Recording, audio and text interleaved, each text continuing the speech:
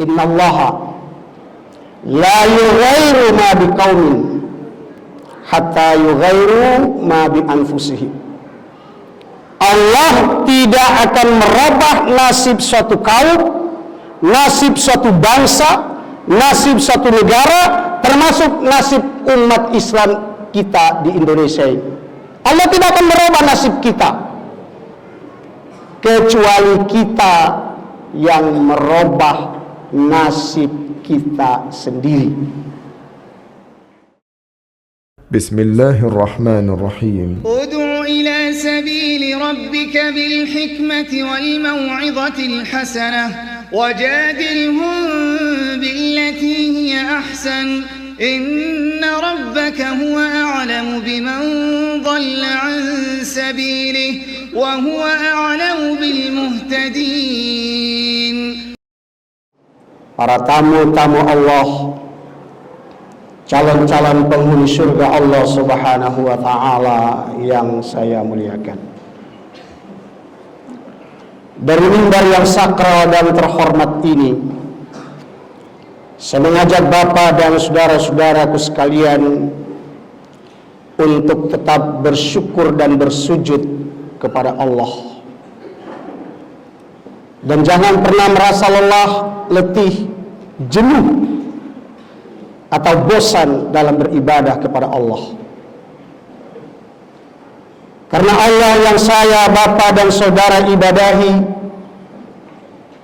Allah yang saya, Bapak dan saudara sembah adalah Allah yang Maha Pengasih lagi Maha Penyayang, yang tak pernah berhenti mencurahkan anugerahnya, melimpahkan karunia-Nya, memberikan nikmatnya, rahmat, taufik serta hidayahnya kepada saya, Bapak dan saudara-saudaraku sekalian, yang dengan semua anugerah itu sampai detik ini kita masih bisa beraktivitas menjalani jalan kehidupan kita. Mudah-mudahan di ujung nafas kehidupan kita nanti kita diwafatkan oleh Allah dalam keadaan beragama Islam dan mati dalam keadaan husnul khotimah, sebagaimana pesan Allah dalam Al-Quran surat Al-Imran ayat 102, ya ayyuhalladzina amanu taqullaha haqqa tuqatih, wahai orang-orang yang beriman, bertakwalah kalian kepada Allah dengan sebenar-benarnya takwa, wala tamutunna illa wa antum muslimun, dan janganlah kalian mati kecuali mati dalam keadaan beragama Islam dan mati dalam keadaan husnul khotimah. Salawat dan salam untuk Rasulullah junjungan kita Nabi Muhammad Sallallahu alaihi wasallam bersama segenap keluarganya, para sahabat serta seluruh pengikut-pengikutnya, termasuk saya, Bapak dan saudara-saudaraku sekalian. Mudah-mudahan di hari kiamat nanti kita semua akan mendapatkan syafaatul uzmahnya. Amin ya rabbal alamin.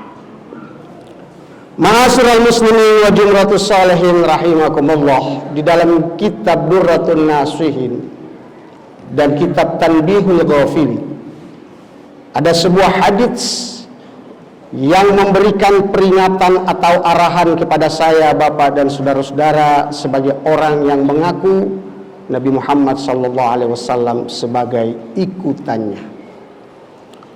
Rasulullah SAW bersabda, inna minan nasi nasan, sesungguhnya di tengah-tengah manusia ada orang-orang yang punya kemauan dan kemampuan untuk mafatihul khair, membuka pintu-pintu kebaikan, maghalikul syarr, dan berani mengunci pintu-pintu kejahatan. Wa inna minan nasi nasan, Dan ada juga di tengah-tengah manusia itu orang-orang yang mempunyai kemauan dan kemampuan untuk mafatihul lisyarri, yang berani menutup, membuka pintu-pintu kejahatan, maghaliku lisyarri, maghaliku lil khair, dan menutup pintu-pintu kebaikan. Fatuba, maka beruntunglah kalian, beruntunglah suatu bangsa, beruntunglah suatu masyarakat jikalau mereka dianugerahi Allah. Fatuba liman ja'alallahu mafatihal khairi maghalika isyar. Beruntunglah suatu masyarakat yang oleh Allah ditakdirkan memiliki seorang pemimpin yang sanggup dan berani untuk membuka pintu-pintu kebaikan serta berani mengunci pintu-pintu kemaksiatan dan pintu kemungkaran.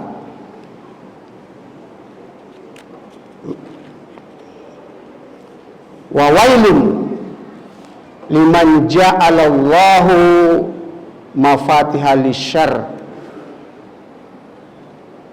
maghalika lil khair fi yadaihi. Dan betapa celaka, betapa rugi suatu masyarakat, suatu bangsa atau suatu negara yang oleh Allah ditakdirkan memiliki pemimpin yang punya kemauan dan keberanian serta kemampuan untuk membuka pintu-pintu kejahatan dan mengunci pintu-pintu kebaikan dengan jabatan atau dengan kekuasaan yadaihi yang tergenggam di tangannya. Hadis ini disampaikan Nabi jauh sebelum republik ini ada. Ini menjadi renungan bagi kita semua untuk kita waspada di dalam memilih pemimpin kita, karena jangan sampai kita memilih pemimpin yang mempunyai kemauan, kemampuan, dan keberanian untuk mengunci pintu-pintu kebaikan dan membuka pintu-pintu kejahatan. Maka jangan heran di dalam satu lingkungan masyarakat ada pemimpin yang dengan tanda tangannya dia berani mempertaruhkan jabatannya untuk memberantas kemungkaran. Apapun resiko yang dihadapi, dia berani menutup Alexis, dia berani menutup Halloween's, meskipun jabatan alat taruhannya. Tapi kemungkaran-kemungkaran seperti itu dia tutup. Dan ada pemimpin yang punya keberanian, dia buka pintu-pintu kebaikan dengan memberikan donasi kepada masjid-masjid atau memberikan boti kepada tempat-tempat ibadah. Tetapi ada pemimpin-pemimpin yang dengan jabatan dan kekuasaannya dan dengan tanda tangannya dia berani melarang untuk orang melakukan kebaikan-kebaikan dengan alasan aturan dan sebagainya. Tetapi dia membuka pintu-pintu kemaksiatan. Dan dalam lingkungan terkecil, sebelum dia jadi RT, masyarakat tadi banyak yang berjudi, banyak yang berbuat kemungkaran di depan masjid. Begitu dia menjadi RT, masyarakat yang tadinya suka berjudi, suka main-main di depan masjid, menjadi kabur semua karena takut dengan jabatannya. Ini adalah orang yang berani mengunci pintu kejahatan, dan dengan kepemimpinannya banyak orang yang dia bawa ke masjid untuk beribadah kepada Allah. Bapak-bapak dan saudara-saudaraku sekalian, hadits ini hendaknya menjadi renungan bagi kita sebagai seorang muslim dalam menentukan siapa yang hendak menjadi pemimpin kita. Dan sebagai penutup dari khutbah ini, saya ajak Bapak dan saudara-saudaraku sekalian di dalam Al-Qur'anul Karim surat Al-A'raf ayat yang ke-96, Allah Subhanahu wa taala berfirman,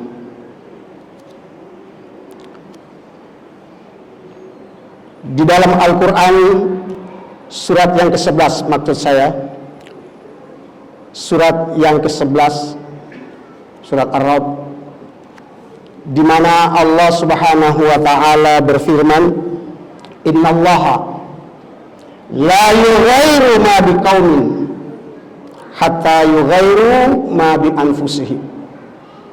Allah tidak akan merubah nasib suatu kaum, nasib suatu bangsa, nasib suatu negara, termasuk nasib umat Islam kita di Indonesia ini. Allah tidak akan merubah nasib kita, kecuali kita yang merubah nasib kita sendiri. Dan nasib kita akan berubah tergantung pada kemauan dan kemampuan kita. Meskipun masih jauh, sebagai seorang muslim saya ingatkan, 2024 adalah momen di mana kita mau merubah nasib bangsa ini ataukah tidak, bergantung pada pilihan kita masing-masing. Jadi Allah tidak akan merubah nasib kita kecuali kita mau merubah nasib kita itu sendiri. Karena kalau kita ingin merubah kepada hal yang lebih baik, pesan Allah dalam Quran surat yang ke-7 ayat yang 96, surat Al-A'raf ayat 96, walau anna ahlal qura amanu wattaqau lafatahna alaihim barakatim minas sama'i wal ard. Kalau penduduk suatu negeri beriman dan bertakwa kepada Allah, maka Allah akan menurunkan keberkahannya dari langit maupun dari bumi. Kalau kita ingin republik ini ke depannya menjadi lebih makmur, lebih sejahtera, maka carilah menurut ayat ini pemimpin yang beriman dan bertakwa kepada Allah. Carilah anggota-anggota calon-calon kita yang beriman dan bertakwa kepada Allah. Karena orang-orang yang beriman dan bertakwa kepada Allah, janji Allah, innallaha ma'alladzina taqau walladzina hum muhsinun. Allah akan beserta dengan orang-orang yang bertakwa dan orang-orang yang senantiasa berbuat kebaikan. Mudah-mudahan ibadah Jumat pada siang hari ini mendapat berkah dan ridha daripada Allah Subhanahu wa taala. Amin ya rabbal alamin. Barakallahu li wa lakum fil Qur'anil azim wa nafa'ni wa iyyakum bima fihi minal ayati waz zikril hakim wa taqabbala minni wa minkum tilawatahu innahu huwal ghafurur rahim.